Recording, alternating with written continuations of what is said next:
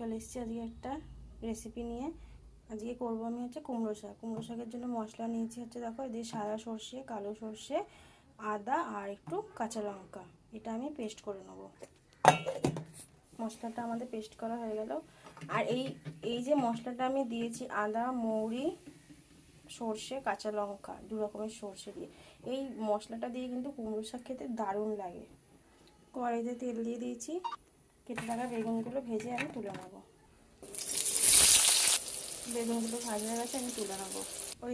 ওই তেলের মধ্যেই আমি দিয়ে দেবো 5 ফোড়ন, শুকনো লঙ্কা। কেটে রাখা আলুগুলো দিয়ে দেবো। আলুগুলো লাল লাল করে ভাজা হয়ে গেছে, কুমড়ো শাকগুলো দিয়ে দেবো। ভেজে রাখা বেগুনগুলো দিয়ে দেবো। একটু ভালো করে নাড়াচাড়া করে নেবো। দিয়ে দেবো একটু নুন। শাকটা আমি হালকা করে একটু ভেজে নিয়েছি। এবার যে মশলাটা করে রেখেছিলাম সেই মশলাটা দিয়ে দেবো। যেহেতু মশলাটা আদা দেওয়া আছে তাই জন্য একটু কষিয়ে নেব। এবার এর মধ্যে দেবো হচ্ছে নুন, হলুদ আর দেবো কাঁচা লঙ্কা। নাড়াচাড়া করে নেব, করে একটু ঢাকা দিয়ে দেবো।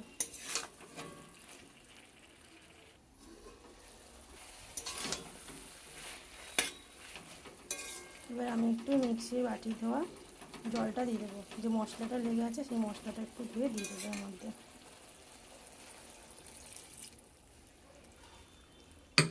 এটা এবার আমি ঢাকা দিয়ে দেবো। শাকটা আমার হয়ে এসছে। মাঝখানে আমি অনেকবার নাড়াচাড়া করেছিলাম ঢাকা খুলে, নাড়ে নিচটা লেগে যেত। এই দেখুন কত সুন্দর হয়েছে শাকটা। নামানোর সময় আমি একটু চিনি দিয়ে এবার একটু নাড়াচাড়া করে নেবো। আপনারা চিনিটা নাও দিতে পারেন, আমি একটু মিষ্টি খেতে যেহেতু বেশি ভালোবাসি তাই আমি চিনিটা দিলাম। এই দেখো আমার কুমড়ো শাক রেডি হয়ে গেছে। খেতে কিন্তু দুর্দান্ত লাগে এই মশলাটা দিয়ে করলে। তোমরা যদি ভালো লেগে থাকে অবশ্যই একবার ট্রাই করবে। আর হ্যাঁ, এই রেসিপিটা আমি আমার মায়ের কাছ থেকে শিখেছি। তো চলো, টাটা।